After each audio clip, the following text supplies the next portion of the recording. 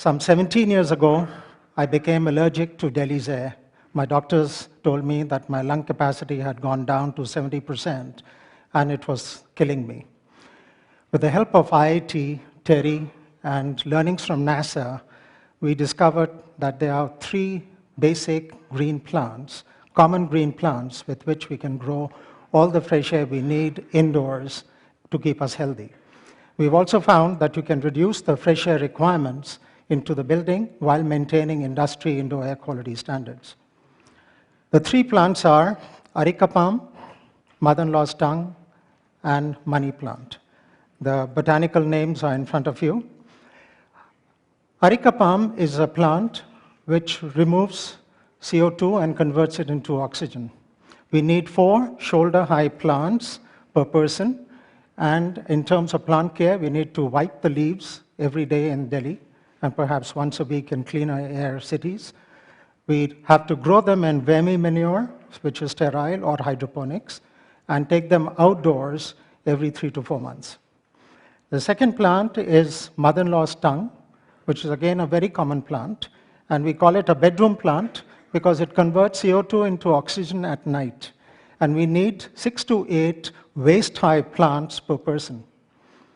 The third plant is money plant, and this is again a very common plant, preferably grows in hydroponics. And this particular plant removes formaldehydes and other volatile chemicals. With these 3 plants, you can grow all the fresh air you need. In fact, you could be in a bottle with a cap on top, and you would not die at all, and you would not need any fresh air.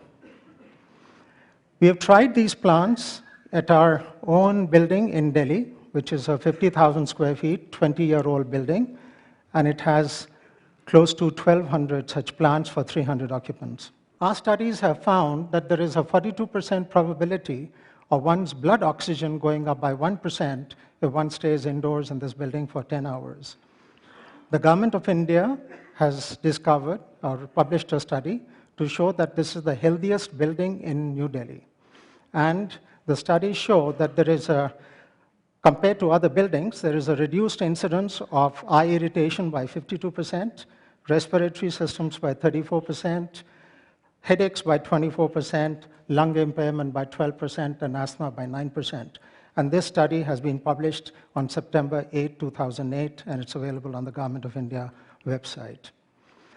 Our experience points to an amazing increase in human productivity by over 20% by using these plants, and also a reduction in energy requirements in buildings by an outstanding 15% because you need less fresh air.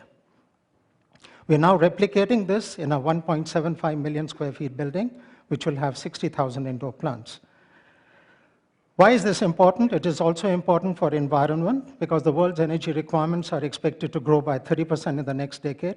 40% of the world's energy is taken up by buildings currently, and 60% of the world's population will be living in buildings in cities with a population of over 1 million in the next 15 years. And there is a growing preference for living and working in air-conditioned spaces. Be the change you want to see in the world, said Mahatma Gandhi, and thank you for listening.